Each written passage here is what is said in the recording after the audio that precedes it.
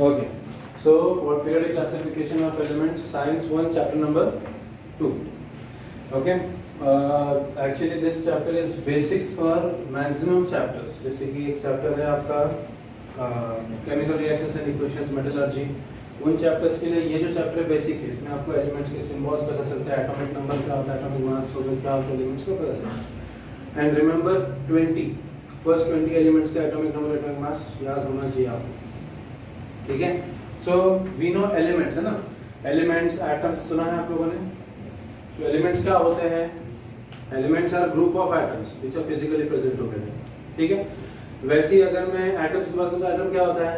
Atom is a structure, basic structure of any substance which has electrons, protons and neutrons. Atom हमने देखा था center में nucleus होता है, surrounding to it there are presence of shells in which electrons revolve. Okay. So centre में nucleus है positively charge, क्योंकि nucleus के अंदर इलेक्ट्रॉन्स और प्रोटॉन्स और न्यूट्रॉन्स दोनों होते हैं. Electrons revolve around the nucleus. Okay. ऐसे रिवॉल्व करते हैं न्यूक्लियस के around, like they are negatively charge and ये वाले जो है positively charge. Okay. So basically इतने सारे एलिमेंट जो एग्जिस्ट करते हैं अभी, उनको हमको क्लासिफाई करना पड़ता है, उनको हम लोगों को कैटेगरी देना पड़ता है, because there are so many elements existing and we need to know their properties. वो elements के properties जो हमको पता होने चाहिए. क्यों पता होने चाहिए वो properties? What's the main reason behind that? Elements या chemicals, हर एक चीज जो हमारे आसपास बनी हुई है made up of elements, सम्मिलित है, और atoms सम्मिलित है. और ये atoms elements के properties हमको पता हो गया अगर, तो हम लोग वो properties का अच्छे से use कर सकते हैं हमारे benefit के लिए. That is the reason we need to remember the properties as well as the name of elements. Name of element में हम नहीं दिए, हम ह्यूमंस नहीं दिए हमारे अंडरस्टैंडिंग के लिए. तो इसीलिए एलिमेंट्स को हम स्पेसिफिकली नेम करते हैं और वो एलिमेंट्स को प्रॉपर्टी के बेसिस पे अरेंज करने की कोशिश करते हैं. That is called as classification. जैसे कि आप अपने बैग में अरेंज कैसे करते हो बुक्स को? बड़े बुक्स बैग की तरफ रखोगे, छोटे बुक्स सामने की तरफ रखोगे ताकि आपके बैग पे लोड ना है. तो वो क्या है? That is a pattern of organisation और पैटर्न ऑफ क्लासिफिकेशन. ओके. जैसे कि अगर आपके घर में आपका रूम जो है आपके मम्मी अरेंज करती है फॉर एग्जांपल, या कबर्ड जो मम्मी अरेंज करती है, तो अगर मम्मी बाहर भी आउट ऑफ स्टेशन गई 3 दिनों के लिए और आपको कुछ कपड़े चाहिए तो आप फोन करके उनको बोलोगे अरे ये कहाँ रखा है, तो वो बताएंगे आपको सेकंड रैक में लेफ्ट साइड पर एक्सट्रीम लेफ्ट पर रखा है, एक्सट्रीम राइट पर रखा है, बताएंगे. सो इट मीन्स उनको आइडिया होगा कि उन्होंने अरेंज करके रखा है. अगर ऐसे ही कपड़े फेंके तो पता चलता क्या? ना उनको पता चलता ना आपको पता चलता. So whenever we organise it तो हमारे लिए ईजी हो जाती है चीज़ समझना भी और रिमेंबर करना भी. उसी तरह से इसीलिए एलिमेंट्स को हम लोग क्या कर रहे हैं? We are trying to classify the elements, we are trying to arrange the elements in such pattern so that it is easy to remember their properties. And what is necessary to arrange elements और to remember elements? Because elements have some beneficial properties and अगर हम elements की बात करते हैं तो हमारे लिए बहुत यूजफुल भी होते हैं. बट इतने सारे एलिमेंट्स हैं कि हमको याद नहीं. So there are various ways to represent that those elements or to classify those elements. ठीक है? तो there are various scientists who tried to classify those elements. Includes Daubernier, Newland, Mendeleev and Henry Moseley who gave this modern periodic table. ठीक है? तो सबसे पहला जो attempt किया गया था to arrange elements. At that time only 30 elements were known. ठीक है? To the present day there are 118 elements known. Okay. उसमें कुछ मैनमेड भी, मतलब सिंथेटिक भी और and some are even naturally occurring, maximum natural occurring and some are synthetic. Okay. Synthetic as in manmade. So when the first classification system had come, only 30 elements were existing. And the first person to give some idea about classification was Daubernier. So Daubernier ने क्या 1817 में उन्होंने एक rule बनाया, triad rule. अभी triad क्या होता है? Triad means a set of 3 elements. अभी वो 3 एलिमेंट्स का सेट उन्होंने बनाया. कैसे बनाया है? 3 रिलेटेड एलिमेंट्स उन्होंने साथ में ले लिए, उनका एक ग्रुप बनाया और उनको बोला ट्रायड. अभी ट्रायड में क्या किया? उनको अपने एटॉमिक मास के इंक्रीजिंग ऑर्डर में प्लेस किया. सो एक्स वाई जेड अगर ये ट्रायड है तो इसमें ये तीनों एलिमेंट्स को कैसे अरेंज किया है? In such a way that x has lowest atomic mass, y has greater than x and z has the highest atomic mass in these 3 elements. ठीक है? उन्होंने क्या बोला? Triads are arranged in such a way that the atomic mass of the middle element will be the average of atomic masses of first and last element. देखो, atomic mass of middle element is y is equal to atomic mass of x plus atomic mass of z upon t. तो ये follow करना चाहिए। अभी कुछ उन्होंने जो triads बनाए थे उसमें कुछ ट्रायड्स ने ये रूल फॉलो किया, कुछ ने नहीं किया मतलब क्या नहीं किया, कैसे नहीं किया। जो मिडिल एलिमेंट है ना उसका खुद का मास है, बट ट्रायड रूल से भी उसका वही मास आना चाहिए। अगर वही मास नहीं आया ट्रायड रूल से, इसका मतलब ट्रायड रूल फॉलो नहीं हुआ। तो कुछ ट्रायड्स में फॉलो हुआ, कुछ में नहीं। So that was the first. आपको टेक्स्ट में कुछ एग्जांपल दिए उन्होंने ट्रायड के, lithium, sodium, potassium, then calcium, strontium, barium, chlorine, bromine, iodine. ठीक है। सो अभी यहाँ पर उन्होंने जो ट्रायड्स दिए उसमें से फर्स्ट ट्रायड जो दिया सोडियम लिथियम, सोडियम, पोटेशियम, उसमें आप देख सकते हो पास के उसको भी देखो 23 जो है एक्चुअल में सोडियम का एटॉमिक मास है और वही एटॉमिक मास आ रहा है इवन बाय ट्रायड रूल। दिख रहा है? देखो ना 6.9 प्लस 3.39.1 अपॉन 2 इक्वल टू 23। देखो ना ट्रायड रूल से भी वही आ रहा है और एक्चुअल मास भी देखो वही लिखा हुआ है, एक्चुअल मास ऑफ सोडियम से 23। सेकंड केस में देखो कैल्शियम, स्ट्रोंशियम, बेरियम, ये जो अपना ट्रायड रूल से 88.7 आ रहा है, बट स्ट्रोंशियम का एक्चुअल कितना है 87.6। ठीक है, स्लाइट डिफरेंस है, अप्रोक्सीमेटली 1 एटॉमिक मास यूनिट का डिफरेंस है। थर्ड के केस में आप देखोगे क्या हो रहा है क्लोरीन, ब्रोमीन, आयोडीन, तो उस हिसाब से ब्रोमीन का एक्चुअल में कितना दिया हुआ है 17.9, बट आ कितना आ रहा है 81.2। सो देखो वेरिएशन आ गया। तो ऐसे ही चलो इतना भी वेरिएशन कंसीडर करें, बट आगे देयर वाज वेरिएशन इन 20 और 30 मास यूनिट्स। इतना सारा वेरिएशन कैसे चलेगा? इसीलिए इनिशियली जब ट्रायड रूल आया तो सबने फॉलो किया है, और तब तक ही फॉलो किया जब तक नया रूल नहीं आया है, नया मेथड नहीं है। इसलिए अभी इसका ट्रायड रूल सब एलिमेंट्स पे एप्लीकेबल नहीं था, इसलिए इसको रिजेक्ट कर दिया जब न्यूलैंड का नया रूल आया of arrangement of elements. Newland what did he say, उसने ऑब्जर्व किया, उसने क्या किया, he arranged the elements in increasing order of the atomic masses. मतलब कैसा hydrogen, lithium, beryllium, boron, carbon, nitrogen, oxygen, fluorine, sodium, magnesium, aluminium, silicon, phosphorus, sulphur, chlorine, potassium, calcium, chromium, titanium, manganese, iron and so on. So when he arranged these elements, he observed that every 8th element showed similar property to first element. मतलब कैसे 1 2 3 4 5 6 7 8। तो 8th element first element के साथ similar property, मतलब ये first अगर है तो ये 8th है उसका, अगर ये फर्स्ट है तो ये 8th है उसका, अगर ये फर्स्ट है तो ये 8th है उसका, बराबर। कैसे है देखो 1 2 3 4 5 6 7 8। So every 8th element showed property similar to the first element। इसीलिए उन्होंने स्ट्रेट लाइन में अरेंज करने की जगह पे ऐसे कॉलम्स बना दिए। कैसे किया, जो भी 8th एलिमेंट आ गया तो नीचे लिखा है, ताकि वो जो एलिमेंट सिमिलर प्रॉपर्टी दिखा है वो एक के नीचे एक है। ठीक है, सो क्या देखा 7 7 का सेट देखा ना, 8th एलिमेंट रिपीट करता है अपने properties. It is just like सारे गम प ध नि सा। अगर मैं यहाँ का प्ले करता हूँ सारे गम प ध नि सा, तो आप देखोगे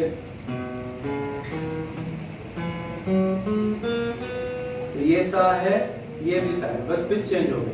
ठीक है, तो 1 2 3 4 5 6 7 यूनिक 7 के 7 खत्म हो गए, फिर 8 आता है सा। ओके, तो ये क्या इंडिकेट कर रहा है कि ये फर्स्ट सुर जो था उसके साथ 8th सुर मैच कर रहा है, लास्ट वाला सा मैच कर रहा है ना, फर्स्ट सुर के साथ 8th सुर मैच कर रहा है। इसको बोलते हैं ऑक्टेव। क्या बोलते हैं? ऑक्टेव, जिसमें 7 सुर होते हैं और 8th वाला फर्स्ट के साथ मैच करता है। इसीलिए उन्होंने क्या किया, ऑक्टेव्स के साथ कंपेयर किया, म्यूजिकल ऑक्टेव्स के साथ उन्होंने कंपेयर किया। इस ऑक्टेव में क्या देखा, उन्होंने देखा कि जैसे सारे ग म प ध नि लिखा है, तो वापस नेक्स्ट सा इस सा के साथ मैच करेगा ना। वैसे आप देख रहे हो जब डो रे मी फा सोल ला नि लिखा है, ये यूरोपियन लैंग्वेज का म्यूजिक था। ठीक है, तो वैसे ही जैसे एवरी 8th सुर वाज मैचिंग द फर्स्ट सुर और the first notation in octave, similarly every 8th element showed property similar to first element. तो उन्होंने उस बेसिस पे अरेंज करते गए तो देखा तो कैल्शियम तक अरेंज हो रहा था। उसके आगे है ना क्रोमियम, टाइटेनियम, मैंगनीज, आयरन, ये प्रॉपर्ली अरेंजमेंट दिखा ही नहीं रहे थे, क्योंकि ये एलिमेंट्स देखो ना, बोरॉन एल्यूमिनियम के साथ क्रोमियम मैच ही नहीं करते, नहीं कार्बन सिलिकॉन के साथ टाइटेनियम मैच करते हैं, सो ऑन। ठीक है, तो ये मैच नहीं कर रहे हैं आपस में, ये एलिमेंट्स के जो प्रॉपर्टीज है वो क्या हो रहा है, मैच ही नहीं कर रहे हैं। बट ये हाइड्रोजन, फ्लोरीन, क्लोरीन कर रहे, लिथियम, सोडियम, पोटेशियम कर रहे, बेरिलियम, मैग्नीशियम, कैल्शियम कर रहे, बोरॉन एल्यूमिनियम कर रहे, कार्बन सिलिकॉन कर रहे, नाइट्रोजन, फास्फोरस, ऑक्सीजन, सल्फर ये कर रहे। ठीक है, तो ये जो प्रॉपर्टीज आप देख रहे हो, तो इसीलिए उसके इतने एलिमेंट्स अरेंज हो पाए ऑक्टेव्स में। आगे के नहीं अरेंज हुए, बिकॉज एक्चुअली ये जाते हैं डी ब्लॉक में, नीचे डी ब्लॉक है ना उसमें जाते हैं, ये सी है, इसलिए ये एलिमेंट जो है वो अरेंज ही नहीं होगा, ठीक है, इसलिए यहाँ ये पॉइंट तक ही उनका एलिमेंट अरेंज हो पाया। ये देखो ये 1866 में आया, फिर 69 to 72 के बीच में मेंडेलियन ने अपना वर्क किया। मेंडेलियन ने नया क्लासिफिकेशन का सिस्टम दिया जिसमें उन्होंने बोला कि I am making a table where elements are going to be arranged, elements are going to be arranged in such a way that I will be arranging them in increasing order of the atomic masses. इधर भी तो atomic mass बढ़ाया ही है ना हम लोगों ने, arrange करते ना एटॉमिक मास बढ़ाते ही गए हम लोग इसमें। सो इधर भी उन्होंने क्या बोला कि we will arrange the elements in order of increasing atomic masses. But उन्होंने क्या नोटिस किया कि जैसे एटॉमिक मास बढ़ा के हम अरेंज कर रहे हैं तो after equal intervals of elements same property repeat हो रहा है, जैसे इसने बोला ना यहाँ पर, बट इसने एवरी 8th एलिमेंट बोला, वहां पर वैसा नहीं। उन्होंने देखा कि कुछ एलिमेंट्स प्रॉपर्टी रिपीट कर रहे, कुछ नहीं कर रहे, तो उन्होंने बट देखा कि after every equal intervals of elements the properties are repeated. जैसे कि अभी ये कीज ले लो यहाँ पर, तो ये अगर मैं कीज को रोटेट कर रहा हूँ या रिवॉल्व कर रहा हूँ ये कीज को, तो आप क्या नोटिस करोगे after equal intervals of time ये की जो यहाँ था घूमकर वापस यहाँ आ रहा है, तो हम इसको क्या बोलते हैं, पीरियड बोलते हैं ना। रिमेंबर पीरियड हम लोग बोलते हैं ना, पीरियड कब क्यों बोलते हैं, क्योंकि पीरियडिकली वो रिपीट हो रहा है। तो वैसे ही एज इधर भी after equal distance of elements अगर पीरियडिकली रिपीट हो रहा है तो उसको हम लोग क्या बोलेंगे, we will call it as periodic classification, इसीलिए ये टर्म है पीरियोडिक। और इन्होंने क्या बोला है, that is not only table what I am making, he said it is periodic table. अभी किसने दिया था पीरियोडिक टेबल, मेंडेलियन ने, इसलिए उसका नाम हुआ मेंडेलियन पीरियोडिक टेबल। उस टाइम में 63 एलिमेंट्स ही नोन थे।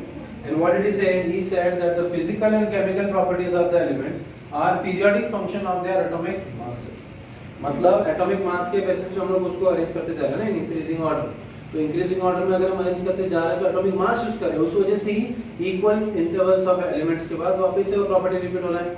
इसीलिए केमिकल फिजिकल प्रॉपर्टी दोनों जो है एलिमेंट्स के किस बेसिस पे बेस्ड है, atomic mass, but periodically repeat कर रहे हैं, इसलिए उसको सब मिक्स करके उसकी डेफिनेशन बनाया, physical and chemical properties of elements are periodic function of the atomic masses. तो आया समझ में? So on basis of this he made a periodic table. अब पीरियोडिक टेबल उसने भी वैसे ही बना, तो ऐसे ही कुछ बना उसकी पीरियोडिक टेबल। बट उसकी पीरियोडिक टेबल में आप देखोगे, आप देखोगे कि उसने दो सेक्शंस बनाए, ए एंड बी। आपकी बुक में दिया हुआ नहीं, ए एंड बी एक्चुअली दिया हुआ नहीं आपकी बुक में, but if you see periodic table there are जो वर्टिकल सेक्शंस होते हैं उसको हम लोग कॉलम्स बोलते हैं, ग्रुप्स बोलते हैं। देयर आर 8 ग्रुप्स और पीरियड्स में आप कितने देख सकते हो, अप्रोक्सीमेटली 12। हॉरिजॉन्टल लाइन जो है वो पीरियड्स होते हैं, तो 12 पीरियड्स दिखाई दे रहे हैं यहाँ पर। बट हाउएवर बहुत सारे एलिमेंट्स इसमें नोन ही नहीं थे, तो आप पीरियड टेबल में देखोगे तो बहुत सारे एम्प्टी स्पेसेस छोड़े हुए हैं, मेनी प्लेसेस आर एम्प्टी। तो एम्प्टी स्पेसेस एक्चुअली उसका एक मेरिट था, मैं बताऊंगा आगे उसका बेनिफिट है। हाउएवर ग्रुप्स के हेड पे ना आप देख सकते हो फॉर्मूलाज लिखे हुए हैं, R2O, RO, R2O3, RO2, R2O5, RH3, then RH2, RO3, R2O7 and RO4, है ना? तो ये जो बनाया गया है ना, that are the R stands for element belonging to that column or that group। मतलब सारे एलिमेंट जो उस ग्रुप को बिलोंग करते हैं सारे वही फॉर्मूला बनाएंगे। मतलब जैसे कि फॉर एग्जांपल में R2 है ना इधर, तो हाइड्रोजन इस कॉलम में तो बनाएगा H2 वो ऑक्सीजन के साथ, लिथियम बनाएगा Li2, सोडियम बनाएगा Na2 एंड सो ऑन। तो जो एलिमेंट्स ऐसा फॉर्मूला बना रहे थे ना, उन्हीं एलिमेंट्स को इस ग्रुप में डाल दिया। जो एलिमेंट्स ऐसा फॉर्मूला बना रहे थे ऑक्सीजन के साथ उसको इसमें डाल दिया, जो ये बना रहे थे उसको इसमें डाल दिया एंड सो। आ रहा है समझ में? बड़ा कुछ में देखोगे उन्होंने एक ही ग्रुप में या एक ही पीरियड में दो एलिमेंट्स डाले हैं एक ही बॉक्स में। तो यहाँ पर देखो जैसे कि एंड में तो दिखा RU, RH, PD, AG, यहाँ FE, CO और NiCO। तो वो क्योंकि उन्होंने उसको नॉर्मल और ट्रांजिशन एलिमेंट्स में क्लासिफाई कर दिया था। कुछ बुक्स में देखोगे तो A और B भी किया हुआ है, A कॉलम में B column, where A indicates normal elements and B indicates transition और इंटर-ट्रांजिशन एलिमेंट्स। नॉर्मल एलिमेंट्स मतलब जिनका आउटरमोस्ट शेल इनकम्प्लीटली फिल्ड होता है, ट्रांजिशन मतलब जिनके आउटरमोस्ट 2 शेल्स इनकम्प्लीटली फिल्ड होते हैं, और इंटर ट्रांजिशन मतलब जिनके आउटरमोस्ट 3 ऑर्बिटल्स या 3 शेल्स इनकम्प्लीटली फिल्ड होते हैं। ठीक है, इन नेचुरल और इन नॉर्मल कंडीशंस।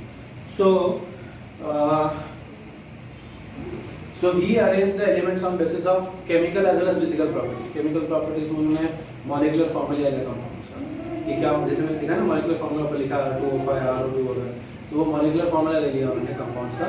और उन कंपाउंड्स के फिजिकल प्रॉपर्टीज भी लिए उसने, और फिजिकल प्रॉपर्टीज में एलिमेंट्स की भी फिजिकल प्रॉपर्टीज लिए, जैसे boiling point, melting point, density, सारी चीजें, और उस हिसाब से उन्होंने वो टेबल बनाया। ठीक है, so this was Mendeleev's periodic table. Now there were some merits और some benefits of Mendeleev's periodic table. क्या था मेरिट्स? उन्होंने बहुत सारे एलिमेंट्स के प्रॉपर्टीज के बेसिस पे उसका एक्चुअल एटॉमिक मास बनाया या बताया।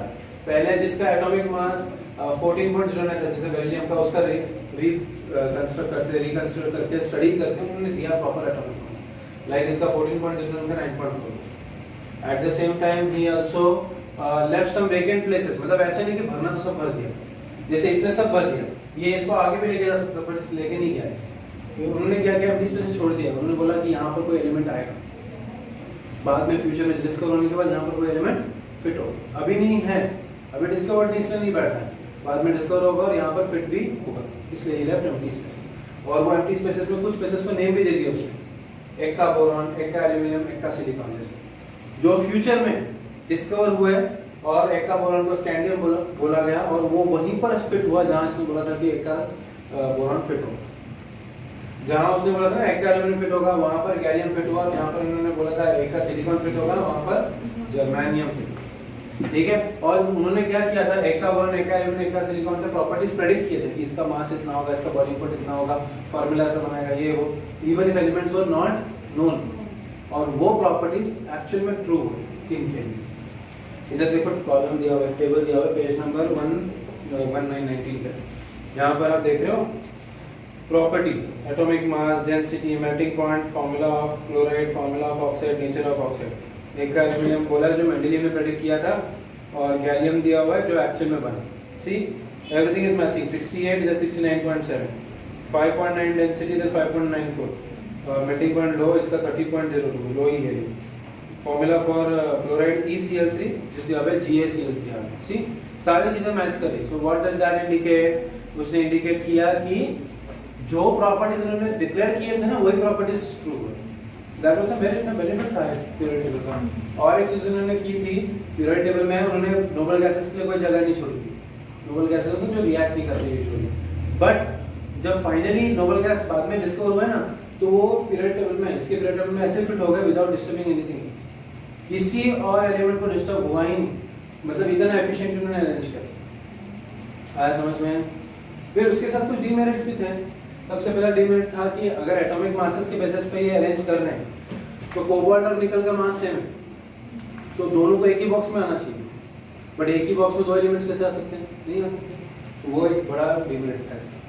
ठीक है, सो एटॉमिक मासेस के बेसिस पे अगर आप प्लेस करो तो एक बॉक्स में एक ही एटॉमिक मास वाला आएगा ना, तो अगर दो एलिमेंट्स का सेम एटॉमिक मास है तो क्या करेंगे? इसलिए वो दोनों एक में ही आ गए। दैट वाज सी ऐसे same atomic mass same position, तो cobalt and first demerit. Second demerit क्या था? आइसोटोप्स। आइसोटोप्स क्या होता है? Atoms of same element having different atomic mass but same atomic number. तो अगर एटॉमिक मास डिफरेंट है, ओके, तो आइसोटोप्स अलग जगह पे प्लेस होने चाहिए, जैसे कार्बन 13, कार्बन 12, कार्बन 14, तो 12 एक बॉक्स में आना चाहिए, 13 एक बॉक्स में, 14 एक बॉक्स में, बट तीनों की तीनों एक ही बॉक्स में इस्तेमाल किए। कैसे चलेगा? अगर एटॉमिक मास के बेसिस पे आप सेपरेट करो तो सब जगह से, सब एंगल से सेपरेट होना चाहिए, वो सेपरेट नहीं हुआ। Third, no proper position for hydrogen. Problem क्या है ना, हाइड्रोजन बहुत डेंजरस है। Hydrogen shows halfly filled orbit, और उसका आउटर मोशन में 1 इलेक्ट्रॉन है, और कैपेसिटी कितना है इलेक्ट्रॉन की? वो शेल की 2, तो इसका मतलब हाफ हो गया उसका फिलिंग कितना हो गया? हाफ हो गया ना, मतलब 1 और 2। वैसे ही कार्बन का क्या होता है? आउटर शेल में कितने हैं? 4 इलेक्ट्रॉन्स हैं, ओके, और उसके शेल की कैपेसिटी कितनी है? 8, हाफली फिल्ड है, तो ये कार्बन के साथ मैच करता है। साथ ही कभी कभी ये एक इलेक्ट्रॉन डोनेट कर सकता है। अगर डोनेट कर देगा इलेक्ट्रॉन तो किसके साथ मैच करेगा? अल्कली मेटल्स के साथ, इसलिए उसके साथ भी मैच करता है। कभी क्या होता है, इलेक्ट्रॉन ले लेता है, तो ले लेने में किसके मैच करता है? हाइड्रोजन फैमिली से। तो मतलब 3 अलग ग्रुप के साथ ही मैच करना है, तो उसको पोजीशन देगा। तो यही प्रॉब्लम था, वो नहीं कर पाया पोजीशन प्रॉपर्ली नहीं दे पाया। एंड देन अगर मैं एटॉमिक नंबर देखूं अलग अलग एलिमेंट्स का, तो सबसे पहला एलिमेंट कौन सा अरेंज हुआ था? हाइड्रोजन। हाइड्रोजन में कितना एटॉमिक मास है? 1, ठीक है। फिर लिथियम, लिथियम का कितना है? 6, ओके, लिथियम का 6 है, तो 1 के बाद 6, 5 का गैप, ठीक है। अभी 5 का गैप कांस्टेंट रहना चाहिए, बट 5 का गैप कांस्टेंट नहीं है। उसके बाद बेरिलियम आता है, बेरिलियम का कितना है? बेरिलियम का 9 है, अभी देखा ना 9.4 लिखा है 9, तो कितना हुआ? 6 6.9 था इसका, ओके 6.9 मतलब 7 पकड़ लो, 7 और ये कितना हुआ है, 2 का गैप है। तो ऐसे अगर आप गैप देखोगे ना एलिमेंट्स के बीच में एटॉमिक मासेस का, तो इर्रेगुलर गैप है, ना ज़्यादा है ना मतलब कोई रेगुलर नहीं है। और अगर हम प्रॉपर्ली अरेंज करें एलिमेंट्स को तो उसका कुछ सीक्वेंस होना चाहिए, कुछ पैटर्न होना चाहिए, वो भी प्रॉब्लम है।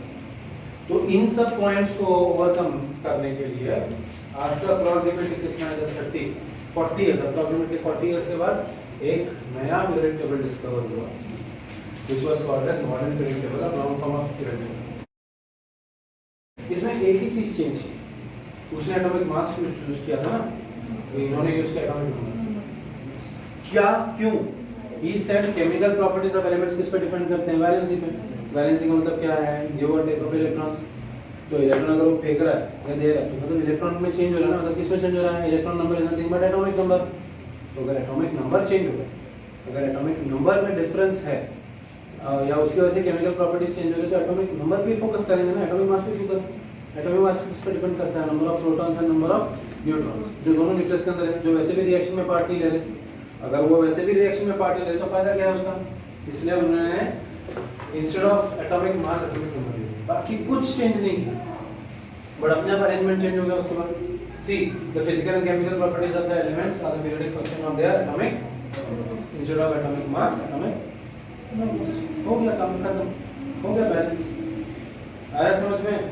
तो इसके बेसिस पे he made Henry Moseley in 1913 made a new type of table called as modern periodic table, which even today can accommodate elements.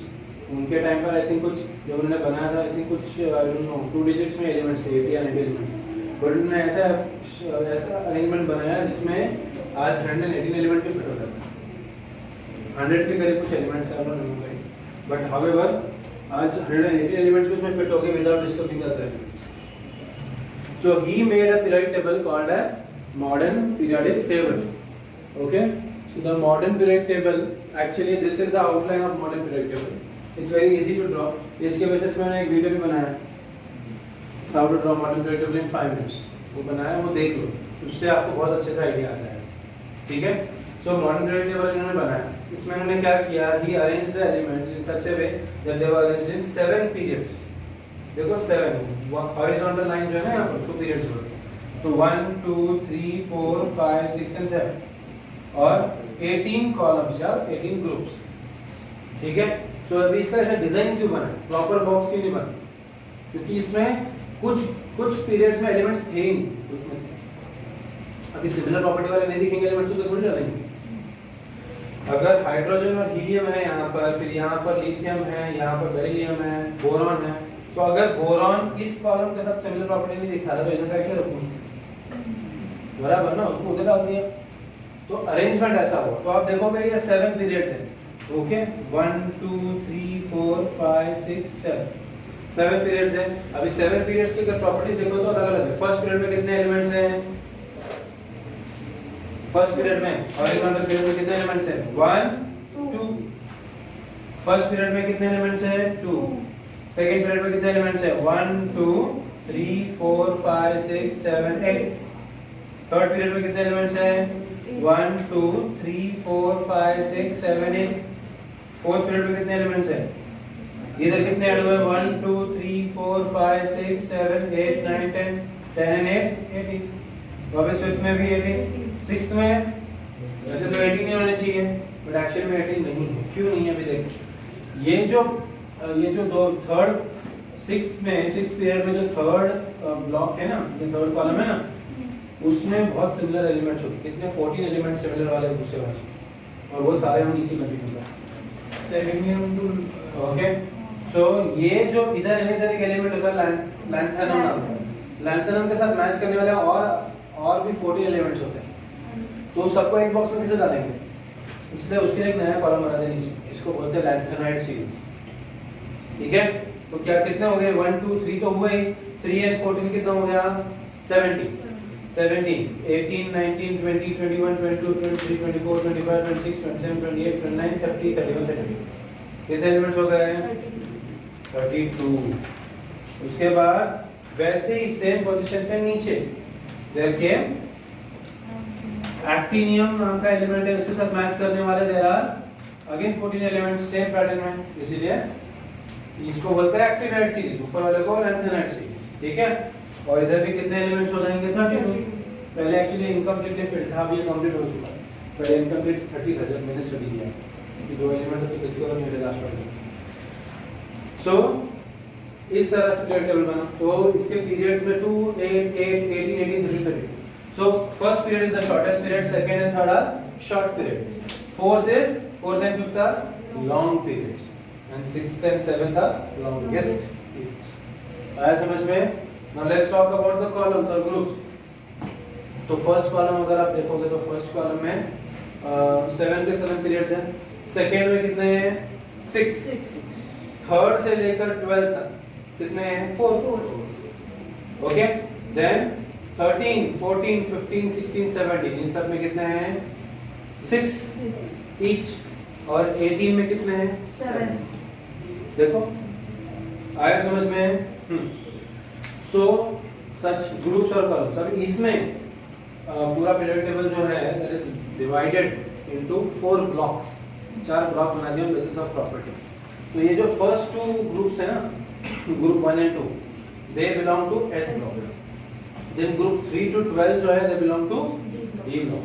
Then group 13 to 18 belongs to p block. और ये जो दो है ना 6th और 7th period के, वो नीचे जो बना रहे ना बॉक्स, वो बॉक्स है एफ ब्लॉक। तो अभी देखा what is how it is arranged. S block में जो एलिमेंट्स आते हैं क्या called as s block elements? These are normal elements। क्या है? Normal elements। Normal मतलब क्या होता है? इसके outer most shell ही incompletely filled होता है। तो S block में सारे के सारे normal है। If you go to P block में भी सारे normal elements है। But D block में जाओगे तो they are called as transition elements। क्या बोलते हैं? Transition। Outermost one shell, 2 shells are incompletely filled। Okay? And F block में they are called as inner transition elements। Outermost 3 shells or 3 orbitals are incompletely filled। आ रहा है कुछ समझ में? पक्का? ओके, तो ये डी ब्लॉक बीच में है। तो जनरली ये जो डी ब्लॉक है ये नॉर्मल नहीं है ना, जो नॉर्मल है ना उनको जनरल सिंबल ए का दिया जाता है। क्या देते हैं? ए। और ये भी ए ही रहेंगे। जो नॉर्मल नहीं है उनको बी का सिंबल। तो ये पूरा का पूरा बी में आता है और ये पूरा ए में आता है। आ रहा है समझ में? अभी एस ब्लॉक में 2 कॉलम्स देख रहे हो आप, both the columns have different type of elements. First column में क्या है? अल्कली मेटल, सेकंड कॉलम में क्या है? Alkaline earth metals. और एस ब्लॉक में सारे के सारे मेटल्स हैं। डी ब्लॉक में भी सारे के सारे मेटल्स हैं। एफ ब्लॉक में भी सारे के सारे मेटल्स हैं। सिर्फ पी ब्लॉक एक ऐसा ब्लॉक है जिसमें तीनों टाइप के एलिमेंट्स होते हैं, metals, metalloids and non metals. ठीक है? तो यहाँ पर ये देखिए आपको एक रेड कलर का लाइन बनाया मैंने जिगजैग, उसको बोलते हैं zigzag line, that is made by metalloids. जिसके ऊपर और नीचे मेटलॉइड्स का अरेंजमेंट है। मेटलॉइड्स क्या करते हैं? These are actually the elements which have properties similar to metals as well as non metals. दोनों के साथ सिमिलर प्रॉपर्टीज लिखा है, metals as well as non metals. मतलब जैसे गुड कंडक्ट ऑफ इलेक्ट्रिसिटी भी होंगे, ओके, और मतलब सॉफ्ट भी होगा या लस्टर होगा, उसमें शाइन होगा, but bad conduct of electricity होगा, ऐसा। तो वैसे होते हैं मेटलॉइड्स। ये जिगजैग लाइन उनसे ही बना हुआ है। तो जिगजैग लाइन का यूनिकनेस पता क्या है? जिगजैग लाइन के लेफ्ट साइड पे जितने भी एलिमेंट्स हैं सारे मेटल्स हैं और राइट साइड पे सारे नॉन मेटल्स। मतलब zigzag line separates the metals from non metals. इतना अच्छा अरेंजमेंट है। ठीक है? तो पी ब्लॉक में भी आप देखोगे तो अलग-अलग तरह के ग्रुप्स हैं। कितने ग्रुप्स हैं? 6 ग्रुप्स हैं। उसमें से जो 17 वाला ग्रुप है ना, ये वाला, that is called as halogen family. इनमें ग्रेडेशन दिखता है आपको, साइज बढ़ते जाती है। इधर फ्लोरीन है, क्लोरीन है, ब्रोमीन है, आयोडीन है, एसिटिन है, अलग तरह के एलिमेंट्स हैं इनमें। ठीक है? आपके देखो टेक्स्ट बुक में उन्होंने ग्रेडेशन इन हैलोजन फैमिली दिया हुआ है। तो ज्यादा तो है, मैं रीड करता हूं। The group 17 contains elements of halogen family, all of them have general formula X2। मतलब खुद के साथ ये लोग अपना फार्मूला ये कंपाउंड बना लेते हैं। By the way remember halogen को हम X से इंडिकेट करते हैं, X। ठीक है? A gradation is observed in the physical state down the group. Thus, the fluorine, chlorine, bromine, iodine is solid. So, fluorine will be gaseous. Chlorine also is gaseous. But when you come to bromine, it is liquid. And when you come to iodine, it is solid. So, gradation in physical state है। समझ में आ रहा है? So,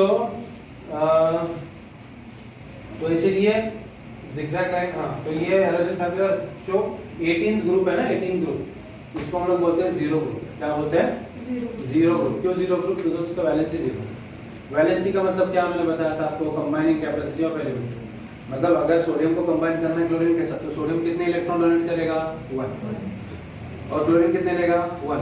तो sodium की valency कितनी हुई? 1। Chlorine की कितनी हुई? 1।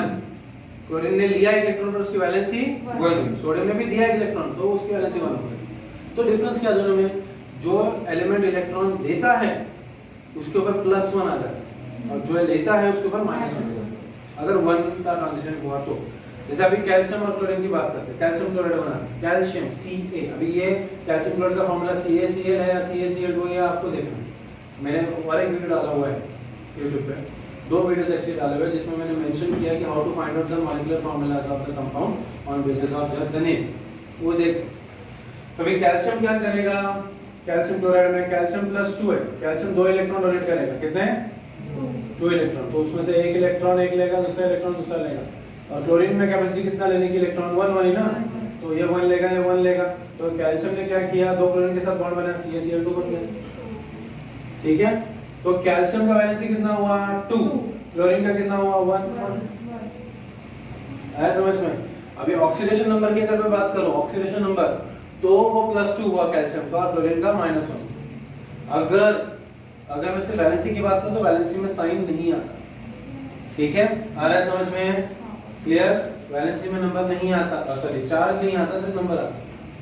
ऑक्सीडेशन स्टेट में वैलेंसी के साथ साथ हम लोग चार्ज लगाते हैं बताने के लिए कि क्या हो रहा है, इलेक्ट्रॉन जा रहा है या आ रहा है। ओके, तो यहाँ पर एलिमेंट्स की कैपेसिटी देखो, पीरियड्स की 2, 8, 8, 18, 18, 30, 30। तो जब हम एलिमेंट्स को इलेक्ट्रॉनिक कॉन्फ़िगरेशन लिखते हैं तो जनरली इसी पैटर्न में हम लोग लिखते हैं। इफ यू रिमेंबर, हम लोग शेल्स की कैपेसिटी देते 2, 8, 8, 18, 32। एक्चुअली कैपेसिटी डिफरेंट है बट फॉर नाउ ये ध्यान रखो। तो इससे आप एलिमेंट को लोकेट कर सकते हो। मान लो मुझे एक एलिमेंट लोकेट करना है जिसका एटॉमिक मास 15, एटॉमिक नंबर 15 है, तो कैसे होगा? वो 2 होगा, 13 इलेक्ट्रॉन बचे, 8, तो ये 10 हो गया और 5। तो 2, 8, 5 से कैसे पता चलेगा कि एलिमेंट कहाँ प्लेस है? फर्स्ट 2 शेल्स तो कंप्लीटली फिल्ड है, मतलब 2 पीरियड निकाल दो, जो इनकम्प्लीट फील्ड है वो पीरियड ले लो, थर्ड पीरियड में 5 नंबर है ना, 5th पोजीशन, 1, 2, 3, 4, 5, यहाँ पर होगा 15। ओके, अगर मैंने मान लो ले लिया एक एलिमेंट जिसका नंबर है 63, तो क्या हो जाएगा? 2, 8, 8, 18 होगा क्या? देखो ये 18 हो जाएगा, 18, 18, 36 है ना, 36 वापस से 18 आएगा, 36 10, 18 कितना होगा? 54, 63 चाहिए ना आगे, 54, 55, 56, 57, 58, 59, 60, 61, 62, 69, राइट? मतलब 1, 2, 3, 4, 5 पीरियड्स फुल्ली फिल्ड है तो 5 छोड़ दो, 6 पीरियड पे आओगे कौन सा पोजीशन पे? 9th पोजीशन पे। 1, 2, 3 के बाद 4, 5, 6, 7, 8, 9 यहाँ पर होगा, ऐसे लोकेट करते, ठीक है?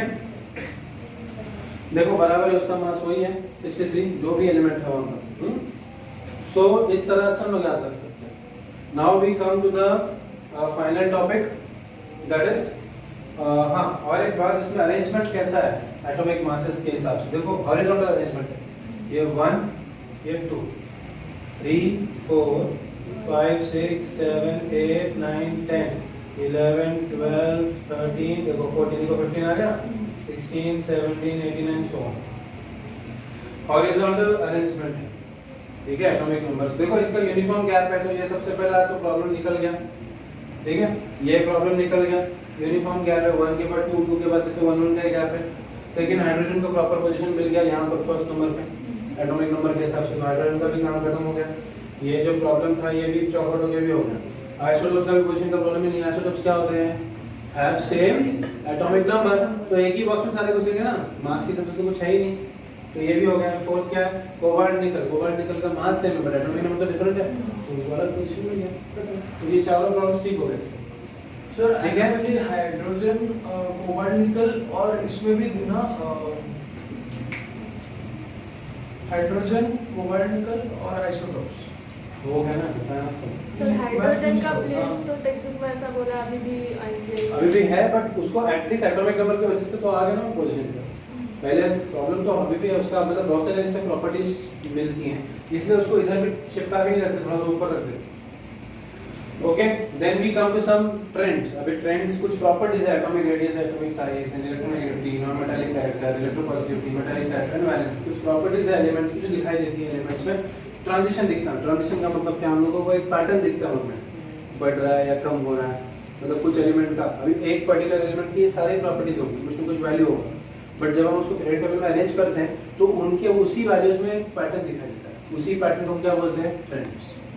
ट्रेंड का मतलब वही है ना, एक पैटर्न दिखाई दे रहा है, pattern of walking, pattern of talking, वो ट्रेंड है। ठीक है, उसी तरह से ये जो चार प्रॉपर्टीज, इन चार प्रॉपर्टीज का ट्रेंड बताया गया कि पीरियड टेबल में कैसे मूव करने पर बढ़ता है या कम होता है। तो सबसे पहले atomic radius, what is atomic radius, distance between the centre of the nucleus and the outermost of that specific atom. तो सेंटर से बाहर को एटॉमिक रेडियस होगा। ठीक है, देन इलेक्ट्रोनेगेटिविटी और नॉन मेटालिक एटम, मतलब capacity of element to take electron. Then electron positivity और electropositivity and metallic character is nothing but property of element to donate, okay, to donate electron. And fourth क्या है, valency. Valency मैंने बताया combining capacity of element. तो अभी उन्होंने क्या किया, जब अरेंज करने के बाद हर एक की प्रॉपर्टी देखी, देखा कि इसका फर्स्ट वाले का कितना है एटॉमिक रेडियस, जो भी अमाउंट है, सेकंड वाले का कितना उसकी कंपैरिजन में कम है। ठीक है, फिर थर्ड, फोर्थ, थर्ड से लेकर जैसे 10 तक हम लोग जा रहे हैं, ओके, वैसे जो क्या बोलते हैं इलेक्ट्रोनेगेटिविटी, सॉरी एटॉमिक रेडियस जो है वो कम होते जा रहा है। हम क्या नोटिस कर रहे हैं, 3 से लेकर 10 तक एटॉमिक नंबर क्या हो रहा है, इंक्रीज हो रहा है। तो क्या होना चाहिए, साइज भी इंक्रीज होनी चाहिए, बट साइज इंक्रीज नहीं होती। क्यों नहीं होती? अगर आप नोटिस करोगे तो सारे के सारे इलेक्ट्रॉन जो है एक ही शेल में फिट हो रहे हैं, तो शेल का नंबर चेंज हो रहा है क्या, तो साइज कैसे चेंज होगी। और एक प्रॉब्लम, और एक पॉइंट है यहाँ पर, अगर मैं लिथियम का साइज देखूं तो लिथियम क्या होगा, Li, इलेक्ट्रॉन डिस्ट्रीब्यूशन 2,1, राइट। और वही अगर समझो मैं 8 वाला देखता हूँ, 8 ऑक्सीजन देखता हूँ, तो ऑक्सीजन में क्या है, ये फर्स्ट एंड सेकंड, तो ये 2,6 हो जाएगा, 3, 4, 5 एंड 6।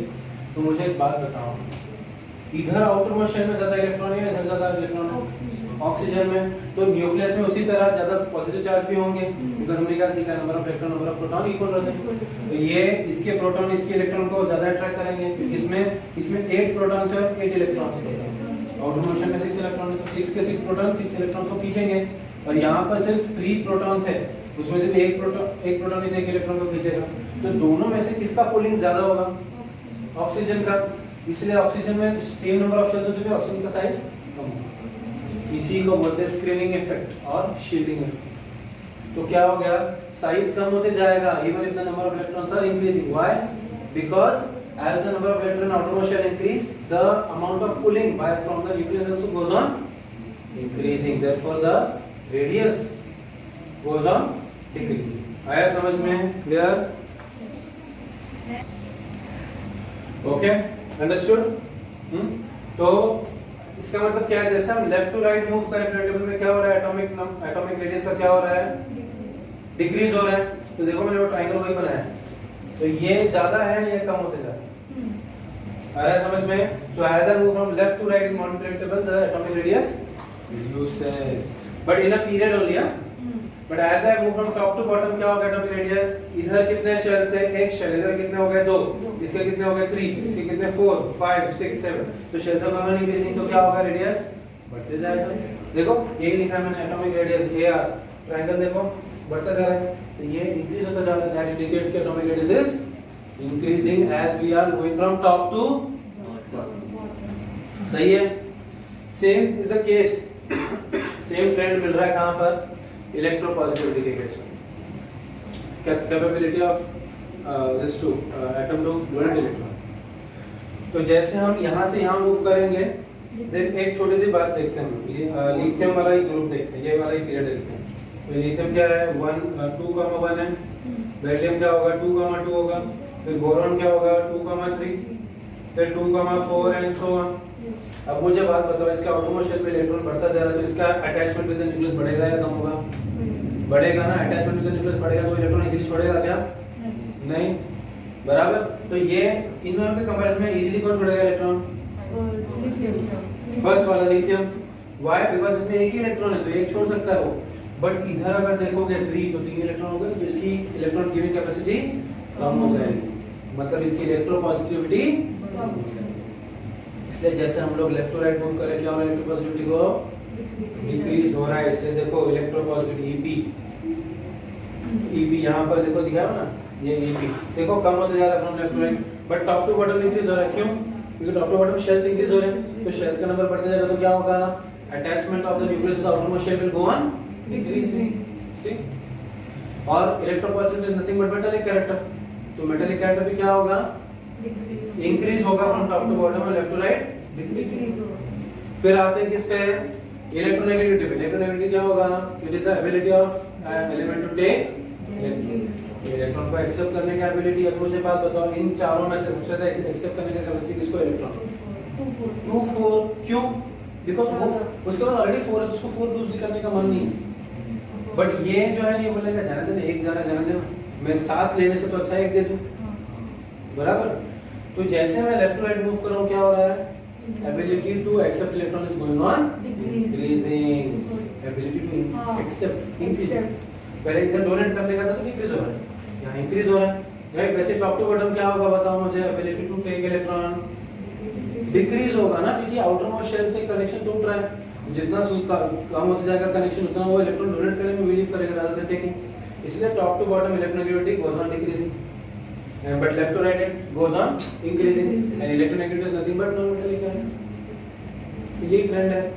और आते हैं वैलेंसी पे। अब वैलेंसी की बात करते हैं, यहीं पर लिखता हूं वापस 2, 1, 2, 2, 2, 3, 2, 4, 5, 2, 6, 2, 7 है।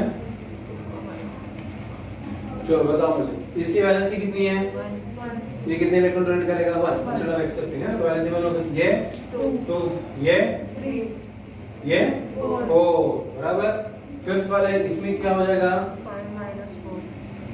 क्या हो जाएगा यहाँ पर? आउटर मोस्ट शेल में 5 इलेक्ट्रॉन है तो instead of taking giving away 5 electron it is easy to take 3 electron. Electron 3 ले लेगा, मतलब इसका वैलेंसी क्या हो जाएगा? 3। ये 6 है ना आउटर मोस्ट शेल में, तो कितने इलेक्ट्रॉन लेगा? 2। डोनेटिंग 6 इज इजी और टेकिंग 2 इज इजी। 2 so 2 फिर ये 1। तो क्या हो रहा है यहाँ पर? वैलेंसी बढ़ते जा रही है 4 तक।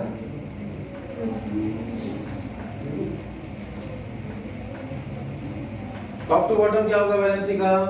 एक ग्रुप का वैलेंसी एक ही तो है।